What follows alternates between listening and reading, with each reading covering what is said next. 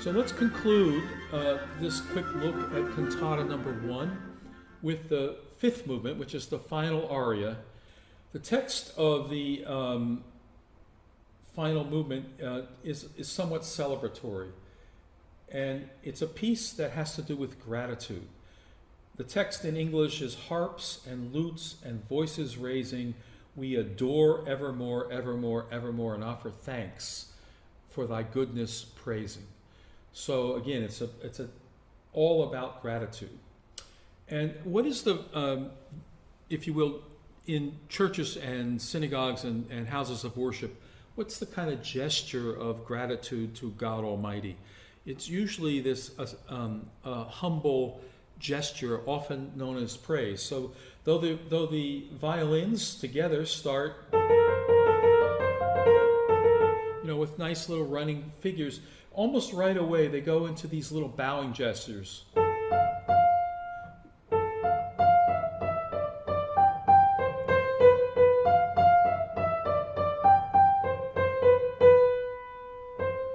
Da-dum, ba-dum, sort of increasingly or perpetually bowing in gratitude before the Lord Almighty.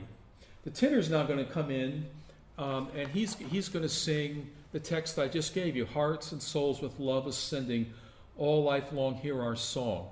And lo and behold, here comes a fascinating example of word painting and the doctrine of affections both.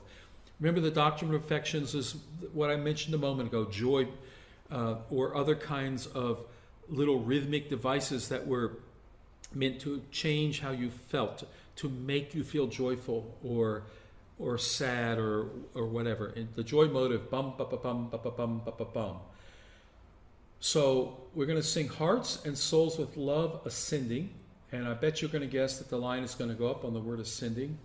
All life long hear our song, our joyful song. It'll have the joy motive in it, to the King Almighty. And for the word all, to show this idea of perpetual, all life long, for the Almighty, all everlasting King, on the word Almighty, which Bach uses on the word König, King, he writes a note that lasts for 5 measures. So here we have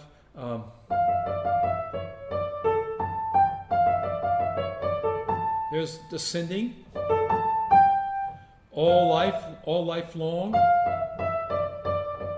Here's our song, and for song the joy motive.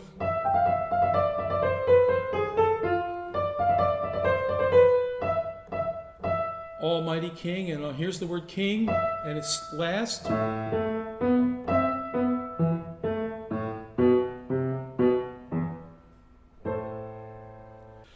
So once again, Cantata 1 is numbered number 1 only because of the happenstance of when it was published. But it is surely number 1 in our hearts today. It's a wonderful piece. When we perform this, we're going to pair it with the Brandenburg number 1, which, like this piece, makes extensive use of the French horns within the orchestra. And we look forward to seeing you when we do these pieces live and in our concert. More information about Bach in Baltimore is always available online, www.bachinbaltimore.org.